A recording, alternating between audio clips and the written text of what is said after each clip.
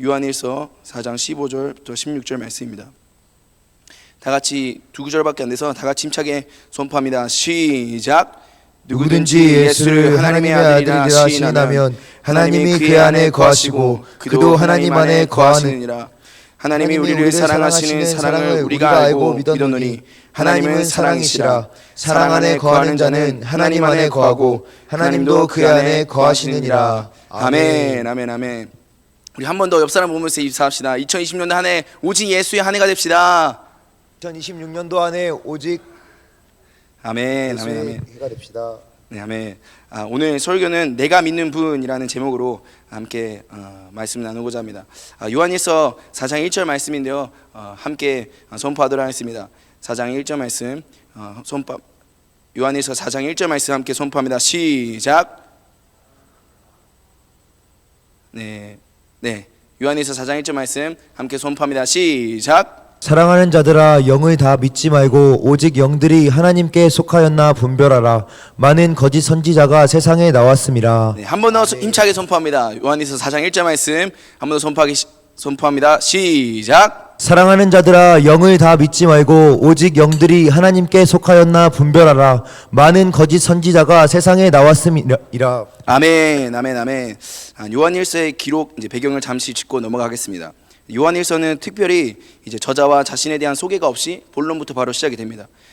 본론부터 바로 시작되는 것을 보아서 수신자와 친밀한 관계가 있거나 또 요한일서의 구조가 요한복음과 유사하다는 점으로 이제 사도 요한이 기록한 것으로 추정하고 있습니다. 기록 시기적으로는 예수님과 시간을 함께 보냈던 제자들이 다 이제 하나라고 가고 이제 3세대가 또 4세대까지 있는 상황에서 기록된 것으로 보입니다. 방금 읽은 말씀에 의하면 내부적으로 영지주의, 이제 이단들이죠. 공동체 안에 들어와서 성도들의 믿음을 흔드는 상황이 말할 수 있습니다. 여기 우리 4장 1절 말씀 한번 띄워주시면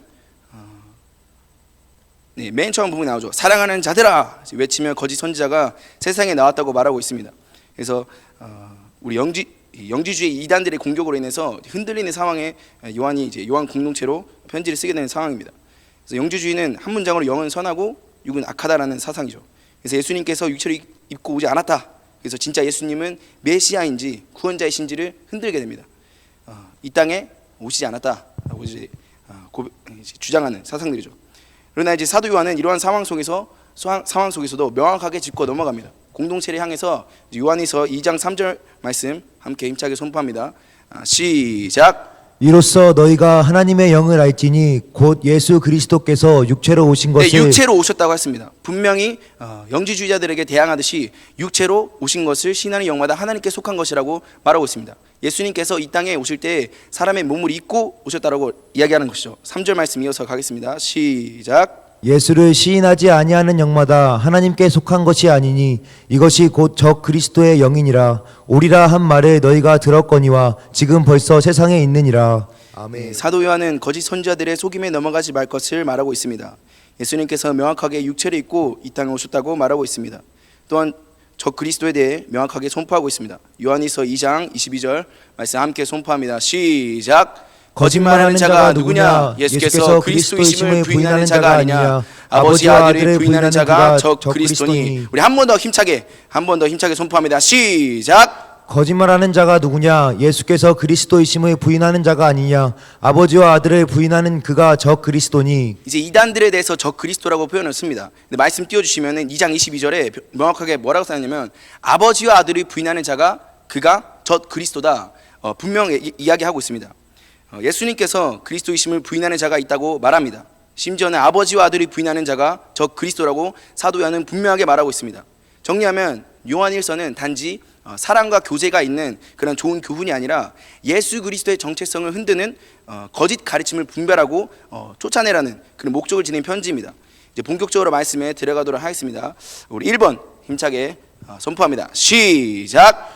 하나님은 빛이십니다. 더 한 번 더 힘차게 선포합니다. 시작. 하나님은 빛이십니다. 요한일서 1장 5절 말씀 다 같이 선포합니다. 시작. 우리가 그에게 듣고 너희에게 전하는 소식은 이것이니 곧 하나님은 빛이시라. 그에게는 어둠이 조금도 없으시다는 것이니라. 네, 하나님은 빛이십니다. 아멘. 아멘. 아멘. 하나님 빛이십니다. 그에게는 어둠이 조금도 없으십니다. 하나님에게는 어둠이 있지 않습니다. 그런 하나님께서 죄에 빠져 허덕이는 백성들을 구원하시고자 하십니다. 요한일서 1장 7절 말씀 함께 선포합니다. 시작. 그가 빛 가운데 계신 것 같이 우리도 빛 가운데 행하면 우리가 서로 사귐이 있고 그 아들 예수의 피가 우리를 모든 죄에서 깨끗하게 하실 것이요. 네, 그가 빛 가운데 계시고 우리가 서로 사귐이 있다. 사귐이 있다고 분명 말합니다. 죄는 물들어 타락한 이들임에도 불구하고 하나님은 사귐을 예배하시고 계심을 말하고 있습니다. 또한 요한은 이제 사도 요한은 죄 없음을 주장하는 것에 강하게 반박하고 있습니다. 요한일서 1장 8절에서 10절 함께 선포합니다. 시작. 만일 우리가 죄가 없다고 말하면 스스로 속이고 또 진리가 우리 속에 있지 아니할 것이요. 만일 우리가 우리 죄를 자백하면 그는 미쁘시고 의로우사 우리 죄를 사하시며 우리를 모든 불의에서 깨끗하게 하실 것이요. 만일 우리가 범죄하지 아니하였다 하면 하나님을 거짓말하는 이로 만드는 것이니 또한 그의 말씀이 우리 속에 있지 아니하니라. 네, 한번 아멘. 6절부터 다시 한번 읽어보겠습니다. 요한일서 1장 6절부터 8 그래서 10절 다 같이 힘차게 선포합니다. 시작. 만일 우리가 하나님과 사귐이 있다 하고 어둠에 행하면 거짓말을 하고 진리를 행하지 아니함 이거니와. 맨 첫 번째 단어에 이제 만일이라는 단어를 쓰고 있습니다. 8절도 이어서 가겠습니다. 시작. 만일 우리가 죄가 없다고 말하면 스스로 속이고 또 진리가 우리 속에 있지 아니할 것이요. 만일 우리가 우리 죄를 자백하면 그는 미쁘시고 의로우사 우리 죄를 사하시며 우리 모든 불에 깨끗하게 하실 것이요. 우리 10절도 함께 선포합니다. 시작. 만일 우리가 범죄하지 아니하였다 하면 하나님을 거짓말하는 이로 만드는 것이니 또한 그의 말씀이 우리 속에 있지 아니하니라. 네, 만인이라는 단어를 반복적으로 사용하고 있습니다. 영지주의로 인해서 영적으로 깨달은 사람은 더 높은 단계에 있다. 나는 이제 뭘 가졌다. 지식이 내 머릿속에 찼다. 엘리트 의식, 지식만이 더욱더 중요시 여기는 것이 바로 영지주의인데 이것을 반박하는 것입니다. 영지주의의 오리로 참된 영은 죄와 무관하니까 나는 죄가 없다. 이제 나는 범죄한 적이 없다라고 주장하는 것입니다. 이제 영적 교제를 말로만 주장하지만 실제 삶의 방향은 또 어둠에 머무는 경우들을 이제 말하는 것이죠. 이러하듯이 사도 요한은 영지주의자들에게 이단에게 명확하게 짚고 넘어갑니다. 아닌 거는 아니라고 말이죠. 요한은 이 영지주의를 죄를 인정하지 않는 신앙을 단순 미성숙이 아니라 복음 자체를 무너뜨리는 것으로 규정합니다. 그래서 심지어는 하나님을 거짓말하는 자로 만들지 말라고까지 말합니다. 우리 10절 말씀 함께 선포합니다. 시작. 만일 우리가 우리 죄를 자백하면 그는 미쁘시고 의로우사 우리 죄를 사하시며 우리를 모든 불의에서 깨끗하게 하실 것이요. 네, 우리 10절 말씀입니다. 한 번 더 선포합니다. 시작. 만일 우리가 범죄하지 아니하였다 하면 하나님을 거짓말하는 이로 만드는 것이니 또한 그의 말씀이 우리 속에 있지 아니하니라. 우리에게 죄가 없다. 너에게 죄가 없다. 그러면 하나님은 너희는 거짓말하는 자로 만드는 거야. 분명 사도 요한이 말하고 있습니다. 그런데 1장 9절 말씀을 보면 요한은 복음의 길도 함께 제시합니다. 그들의 의견에 대해서 그냥 반박만 하는 것이 아니라 복음이 무엇인지 정확하게 짚고 넘어갑니다. 우리 9절 말씀 힘차게 다 같이 선포합니다. 시작. 만일 우리가 우리 죄를 자백하면 그는 미쁘시고 의로우사 우리 죄를 사하시며 우리를 모든 불의에서 깨끗하게 하실 것이요. 만일 우리 죄를 자백하면 그는 미쁘시고 의로우사 우리 죄를 사하시며 우리를 모든 불의에서 깨끗하게 하실 것이다 라고 9절에서 말하고 있습니다. 우리 요한일서 1장 9절 한번 다 같이 힘차게 선포합니다. 시작. 만일 우리가 우리 죄를 자백하면 그는 미쁘시고 의로우사 우리 죄를 사하시며 우리를 모든 불의에서 깨끗하게 하실 것이요. 네, 순서가 굉장히 중요합니다. 말씀 띄워주시고 만일 우리가 우리 죄를 자백하면 우리 죄를 먼저는 자백하는 것이 중요합니다. 그런데 그때 그는 미쁘시고 의로우사 우리 죄를 사하시고 우리 모든 불의를 깨끗하게 하시는 분이 계시다. 무슨 소리냐면 복음은 하나님께서 무엇으로부터 시작되느냐? 우리 죄를 자백하는 거기서부터 시작되는 겁니다. 다 함께 힘차게 선포하면 좋겠습니다. 복음은 부분이다. 복음은 시작. 복음은 죄인임을 인정할 때 시작됩니다. 네, 복음은 죄인임을 인정할 때 시작되는 거예요. 영지주의자들이 말도 안 되는 것으로 넘어뜨리려고 하는 거예요. 복음은 어디서부터 시작된다고요? 내가 진정한 죄인임을 고백할 때부터 시작되는 것입니다. 요한은 다시 한번 복음을 선포합니다. 요한에서 3장 1절 말씀 함께 선포합니다. 시작. 보라, 아버지께서 어떠한 사랑을 우리에게 베푸사 하나님의 자녀라 일컬음을 받게 하셨는가. 우리가 그러하도다. 그러므로 세상이 우리를 알지 못함은 그를 알지 못함이라. 네, 어떠한 사랑을 우리에게 베풀었는가? 하나님의 자녀가 되는 사랑을 보여주셨습니다. 우리 영적인 것이 중요하다고 여기는 이들에게 한 방을 던지듯 이렇게 말합니다. 우리 요한일서 3장 1절 말씀 띄워주세요. 오늘 말씀이 많아서 보라, 아버지께서 어떠한 사랑을 우리에게 베푸사. 맨 처음에 보라라고 말하고 있습니다. 하나님의 영이시니 우리가 눈에 보이지 않죠. 또 이 당시에는 예수님 본 사람들이 있다고 없다고요? 이제 그들은 예수님을 이제 그냥 듣고만 전수된 상태에서만 들은 거예요, 제자들이. 근데 이 상태에서 요한 사도는 뭐라고 해요? 보라, 보라, 보라. 영은 눈에 보이지 않는데도 불구하고 보라라고 단호하게 말합니다. 내 상황과 환경을 바라보는 것이 아니라 주님을 바라보러 가는 것입니다. 하나님이 어떠한 놀라운 일을 행하고 계시는지 말이죠. 시선의 전환을 말하는 것입니다. 내 상황과 환경을 바라보는 것이 아니라 누구를 바라보라? 예수 그리스도를 바라보라 라고 말하고 있는 것입니다. 내 시선의 전환을 말하고 있는 것이죠. 그렇게 어렵고 힘들 때 내 상황과 환경을 바라보지 말라는 것입니다. 거기에는 답이 없습니다. 거기에는 진리도 없고 빛도 없고 거기에는 해답이 없습니다. 누구를 바라봐야 하는가? 그분을, 우리 한 분 오직 예수를 바라봐야 하는 것입니다. 우리 강력하게 한번 선포하면 좋겠습니다. 우리 아멘으로 화답해 주시기 바랍니다. 빛 되시는 주님을 바라봐야 하는 것입니다. 아멘. 아멘. 우리의 가능성이 되어주시는 주님을 바라보아야 하는 것입니다. 아멘. 아멘. 길이 되어주시는 주님을 바라보아야 하는 것입니다. 아멘. 아멘. 진리 되어주시는 주님을 바라보아야 하는 것입니다. 아멘. 생명 되어주시는 주님을 바라보아야 하는 것입니다. 아멘. 아멘. 넘어지고 쓰러질 때, 아프고 답이 없을 때일수록 주님을 바라보아야 하는 것입니다. 아멘. 아멘. 희망이 없을 때, 모든 것이 다 끊어졌다고, 모든 것이 다 끝났다고 생각되어질 때 비로소 주님을 바라보아야 되는 것입니다. 아멘. 아멘. 가능성이 보이지 않고 희박하다고 보여질 때 주님을 바라보아야 되는 것입니다. 아멘. 앞이 어두울수록 바라보아야 하는 것입니다. 가능성이 없고 모든 것이 끝났다고 여겨질 때일수록 주님을 바라보아야 되는 것입니다. 아멘. 우리의 가능성이 되어주시고 희망이 되어주시고 길이 되어주시고 진리 되어주시고 생명 되시는 그분을 바라보아야 하는 것입니다. 여러분, 주님을 바라보라. 사도 요한은 이렇게 말합니다. 우리 눈에 보이지 않아요. 그럼에도 불구하고 주님을 바라보라. 주님을, 예수 그리스도를 바라보라 말하고 있는 것입니다. 요한복음 1장 12절 말씀 함께 선포합니다. 시작. 영접하는 자 곧 그 이름을 믿는 자들에게는 하나님의 자녀가 되는 권세를 한 번 더 주셨으니. 힘차게 선포합니다. 시작. 영접하는 자 곧 그 이름을 믿는 자들에게는 하나님의 자녀가 되는 권세를 주셨으니. 네, 영접하는 자, 그 이름을 믿는 자들에게 하나님의 자녀가 되는 권세를 주셨다. 아까도 요한일서 3장 1절에서 뭐라고 하셨나요? 보라, 아버지께서 어떠한 사랑을 우리에게 베푸사 하나님의 자녀가 되는 권세를 주셨다. 분명 말하고 있습니다. 먼저 이제 주님을 바라보고 나아가야 함은 이유가 있다면 하나님께서 우리를 자녀 삼으셨기 때문입니다. 자격 없는 나를 자녀 삼으셨기 때문입니다. 우리 요한복음 3장 15절 말씀인데요. 3장 15절부터 18절 말씀 다 같이 힘차게 선포합니다. 시작. 이는 그를 믿는 자마다 영생을 얻게 하려 하심이니라. 하나님이 세상을 이처럼 사랑하사 독생자를 주셨으니 이는 그를 믿는 자마다 멸망하지 않고 영생을 얻게 하려 하심이라. 하나님이 그 아들을 세상에 보내신 것은 세상을 심판하려 하심이 아니요 그로 말미암아 세상이 구원을 받게 하려 하심이라. 그를 믿는 자는 심판을 받지 아니하는 것이요 믿지 아니하는 자는 하나님의 독생자의 이름을 믿지 아니하므로 벌써 심판을 받은 것이니라. 우리 요한복음 3장 15절 말씀 한번 보도록 하겠습니다. 이는 그를 믿는 자마다 영생을 얻게 할 거야. 예수님을 믿는 자들마다 영원한 생명이 있는 곳에 주님과 함께 할 거야 말하고 있습니다. 요한복음 3장 16절 정말로 유명한 말씀이죠. 하나님이 세상을 이처럼 사랑하사 독생자를 주셨다. 이는 그를 믿는 자마다 멸망하지 않고 영생을 얻게 하라 하심이라. 무엇을 얻게 하기 위함이라고요? 영생을 얻게 하기 위함이다. 하나님이 그 아들 예수님이죠. 세상에 보내신 것은 세상을 심판하려는 것이 아니라 그로 말미암아 세상이 구원받게 하기 위해서.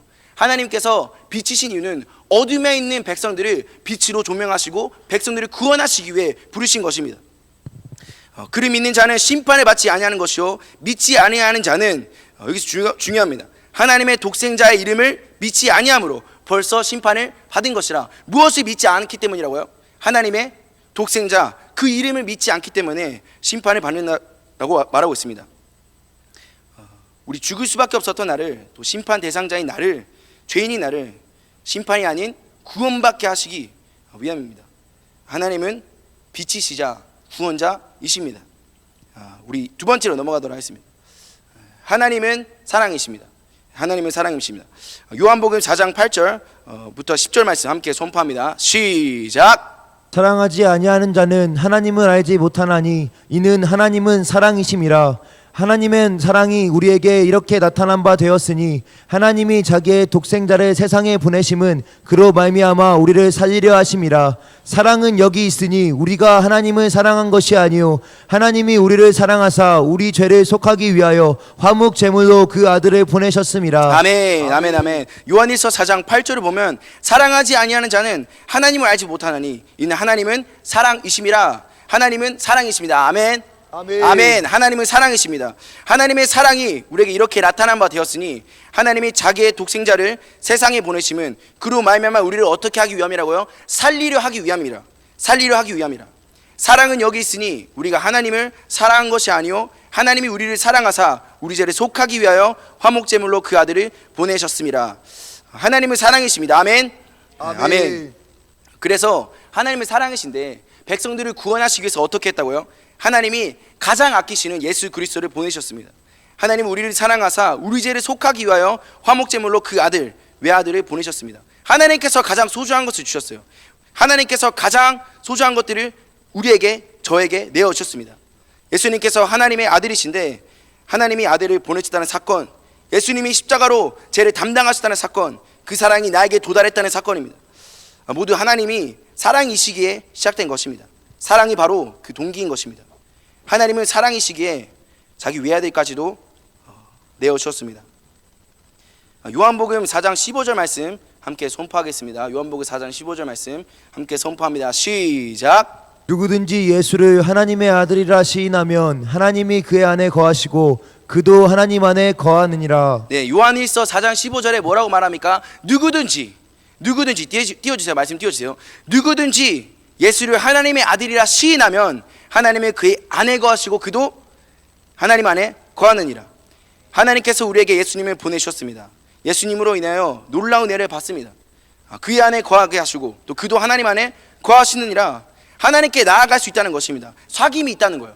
그동안 죄에서 단절되었던 사이가 다시 회복되어지고 하나님께로 나아갈 수 있게 된다는 것입니다. 아멘. 여기서 거하다는 말이 중요합니다. 신앙은 가끔 하나님을 떠오르는 것이 아닙니다. 내가 힘들 때, 외로울 때 떠오르는 것이 아니라 하나님 안에 거하고 하나님 안에 내 안에 거하시는 이 관계적인 측면이 굉장히 중요합니다. 중요한 것은 입으로 또한 시인하는 것이죠. 선포하는 것입니다. 인정하는 것입니다. 하나님, 나와 함께 해주세요. 때때로 제가 고등부 사역을 했었으니까 고등학생들을 보면 시험 기간 그리고 이제 중요한 면접 순간 그리고 중요한 순간들만 하나님을 떠올립니다. 하나님 이것만 해주시면, 하나님 이것만 도와주시면, 하나님 이 부분만 해결해 주시면 제가 믿겠습니다. 나아가겠습니다. 이것은 여러분 사도 요한이 말하고 있는 신앙이 아닙니다. 때때로 그냥 가끔씩 바라보는 것이 아니라 하나님 아들을 시인하고 또 하나님이 그 안에 거하시고 그도 하나님 안에 거하시게끔 관계적인 측면입니다. 우리가 비나이다 해서 하나님께 소원을 올려드리는 것이 아니라 하나님을 사랑하고 또 그분이 나를 사랑해 주시고 그분과 친밀한 관계로 나아가는 것입니다. 이 관계가 깊어지면 무엇이 변할까요? 요한일서 4장 16, 17절 말씀 함께 선포하겠습니다.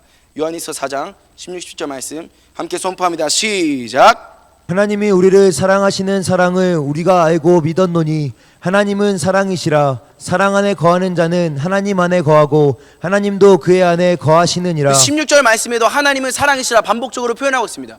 사도 요한은 얼만큼 이거를 강조하고 싶은지 하나님은 사랑이시다 반복적으로도 말하고 있습니다. 우리 17절 말씀 힘차게 선포합니다. 시작. 이로써 사랑이 우리에게 온전히 이루어진 것은 우리로 심판날에 담대함을 가지게 하려 함이니 주께서 그러하심과 같이 우리도 이 세상에서 그러하니라. 네, 아멘. 17절 말씀 계속 띄워주시고요. 이로써 사랑이 우리에게 온전히 이루어진 것은 우리로 우리가 심판날에 어떻게 하기 위함이라고요? 담대함을 가지게 하기 위함이다. 담대함. 여러분 죄를 갖고 있을 때는 부끄럽고 숨고 싶고 깊은 곳에 아무도 없는 곳에 숨고 싶습니다. 아담과 하와가 그랬듯이요.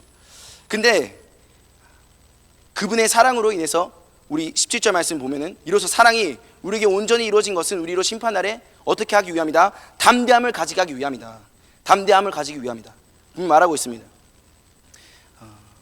분명 어제까지는 심판받는 진노의 자녀였는데 심판날에 무엇을 주신다고요?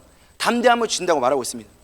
담대함을 가지고 주님께로 나아갈 수 있는 은혜를 말하고 있습니다. 담대함으로 나아갑니다. 두려움과 염려는 이제는 없습니다.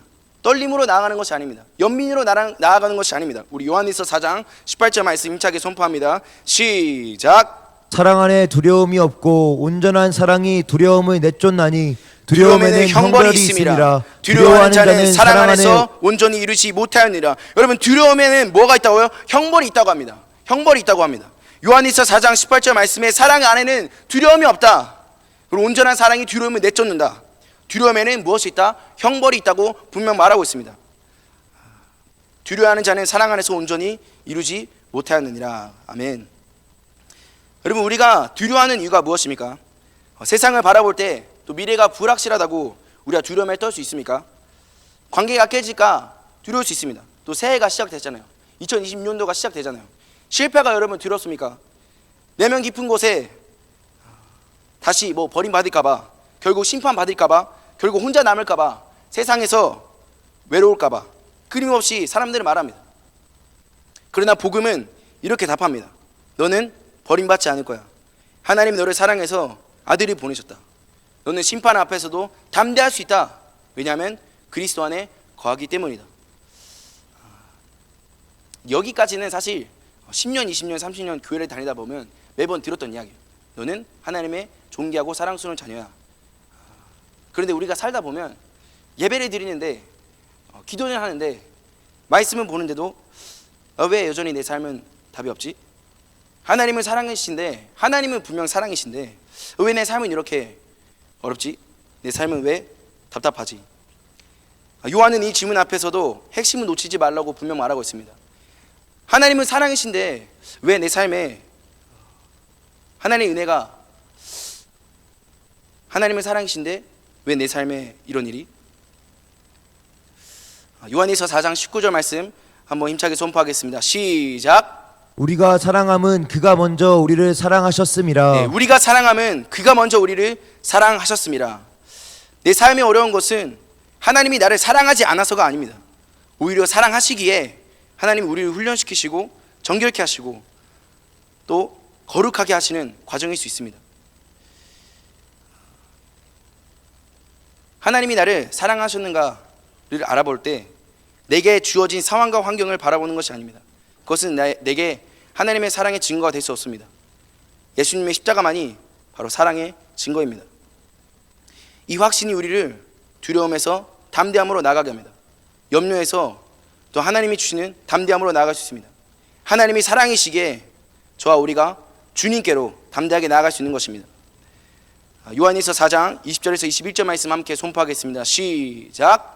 누구든지 하나님을 사랑하노라 하고 그 형제를 미워하면 이는 거짓말하는 자니 보는 바 그 형제를 사랑하지 아니하는 자는 보지 못하는 바 하나님을 사랑할 수 없느니라. 우리가 이 계명을 주께 받았나니 하나님을 사랑하는 자는 또한 그 형제를 사랑할지니라. 우리 20절 말씀 한번 보겠습니다. 누구든지 하나님을 사랑하노라 하고 하나님을 사랑하노라 고백했습니다. 그런데 그 형제를 미워하는 이는 거짓말하는 자다. 그 형제를 사랑하지 아니하는 자는 보지 못하는 바 하나님을 사랑할 수 없다. 22절 말씀입니다. 우리가 이 계명을 주께 받았나니 하나님을 사랑하는 자는 또한 그 형제를 사랑할지니라. 요한은 하나님을 사랑이시다라고 말한 다음 곧바로 20절 21절에 이렇게 말합니다. 형제를 사랑하라. 왜 갑자기 하나님 사랑에서 형제 사랑으로 넘어갈까요? 이유는 간단합니다. 사랑은 관념이 아니라 관계에서 증명되기 때문입니다. 교회 안에 갈등이 끊임없이 발생합니다. 내가 아는 사람만 친하게 지내고 나랑 친한 사람만 함께합니다. 나를 불편하게 여기는 사람은 거들떠 보지도 않습니다. 나를 미워하는 사람에게 다가가지 않습니다. 대화하지 않습니다. 마음 문을 열지 않습니다. 하나님 나라인 교회인데, 우리 공동체인데, 예수님이 주인 되어주시는 공동체인데 끼리끼리 문화가 사라지지 않습니다. 분명 생명력 있는 공동체임에도 불구하고 무엇인가 막히기 시작합니다. 그런데 오늘 본문에서 사도 요한은 이렇게 말합니다.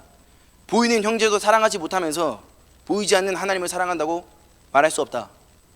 다시 한번요. 보이는 형제도 사랑하지 못하는데 보이지 않는 하나님을 어떻게 사랑할 수 있냐 말하고 있습니다. 우리 교회가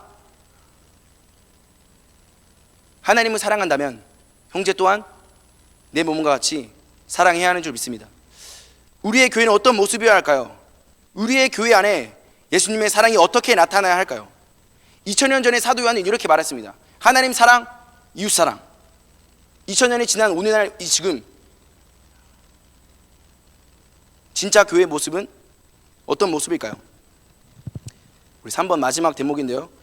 우리 한번 힘차게 선포하겠습니다. 시작. 세상을 이기는 믿음. 세상을 이기는 믿음입니다. 사도 요한은 하나님 사랑, 형제 사랑을 강조한 다음 5장에서는 이렇게 말합니다. 우리 요한일서 5장 3절에서 4절 말씀 힘차게 선포합니다. 시작. 하나님을 사랑하는 것은 이것이니 우리가 그의 계명들을 지키는 것이라. 그의 계명들은 무거운 것이 아니로다. 무릇 하나님께로부터 난 자마다 세상을 이기느니라. 세상을 이기는 승리는 이것이니 우리의 믿음이니라. 아멘. 우리의 믿음이니라. 아멘. 미워하고 싶은데 또 사랑해야 합니다. 끊고 싶은데 붙드는 것, 말로 이기려는 마음을 내려놓고 화해를 선택하는 것, 내 자존심을 세우기보다 복음을 선택하는 것, 공동체를 선택하는 것, 이것이 세상을 이기는 믿음입니다. 그리고 그 힘은 내 결단에서 나오지 않고 예수님의 하나님의 아들이라는 고백, 하나님은 사랑이시라는 이 확신, 내 안에 거하시는 주님에서 나오는 것입니다. 하나님을 사랑한다면 여러분 이웃을 내 몸과 같이 사랑하십시오. 하나님을 사랑한다면 기꺼이 불편한 사람들도 사랑하십시오. 말 걸지 않았던, 평상시에 알지 못했던 이웃을 내 몸과 같이 사랑하십시오. 우리 선교팀원들 중에서도 새벽에 또 밤늦게까지 또 교회 안에서 선교를 준비하는 것으로 알고 있습니다. 밤늦게 집으로 돌아가는 상황, 또 아침 일찍 교회로 와야 하는 상황, 차량 운행으로 또 지체들 함께 교회로 나올 수 있도록 독려하는 것으로 알고 있습니다. 서로의 불편함, 서로의 이 불편함들을 해결해 주는 거죠. 서로의 필요들을 채워주는 것입니다. 우리 한번 반주팀 한번 나와주시면 감사하겠습니다. 우리 사역자분들도 등단해 주시고요. 마지막으로 이야기만 하고 우리 마무리하도록 하겠습니다. 우리 한국 교회 역사에서 회개가 무엇인지 가장 생생하게 보여주는 장면들이 있습니다. 우리 다음 글 한번 제가 읽도록 하겠습니다. 1907년 평양 장대원 교회 사경회 가운데 길성주 장로님이시죠. 이제 회중 앞에서 자신의 죄를 구체적으로 고백하며 회개했던 사건입니다. 이 당시 어떤 사건이냐면 부흥 집회 가운데 첫째 날부터 마지막 날까지 부흥 집회가 진행이 되는데 마지막 날까지 하나님의 역사 일어나지 않는 거예요. 하나님 나라가 펼치지 않는 거예요. 근데 이때 마지막 목사님께서 앞에 강대산에서 이렇게 얘기합니다. 정말 진정으로 회개가 터져 나오시는 분들은 앞에 나서 고백하십시오. 근데 이때 이 길선주 장로님께서 나오셔서 이렇게 고백합니다. 당시 기록들에 따르면 그는 자신이 친구의 재산을 맡아 관리하다가 일정 금액을 차폭했던 이제 그 금액만큼 가져갔던 죄를 사람들 앞에서 인정하고 회개했습니다. 그 고백을 계기로 회중 가운데 연쇄적인 회개와 부흥의 물결이 확산되었다고 합니다. 이때 이제 회개하는 장면들을 여기는 지금 기록되지 않는데 눈물로 회개했다고 나오고 있습니다. 한국 교회 부흥의 역사가 시작되는 시점이었습니다. 여러분 회개가 무엇입니까? 회개는 기분이 잠깐 미안한 것이 아닙니다. 회개는 빛 앞에서 숨기지 않는 정직입니다. 그래서 요한일서 1장 9절이 말한 것처럼 만일 우리가 우리 죄를 자백하면 그는 미쁘시고 의로우사 이렇게 말하고 있습니다. 회개는 나를 무너뜨리는 게 아니라 하나님의 사랑이 나를 다시 세우는 동료가 됩니다. 우리 반주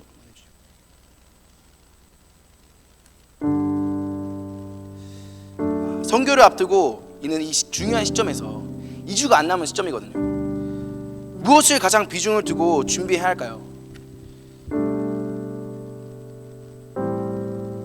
선교를 앞두고 있는 이 시점에서 무엇을 가장 집중도를 높이고 준비를 해야 할까요?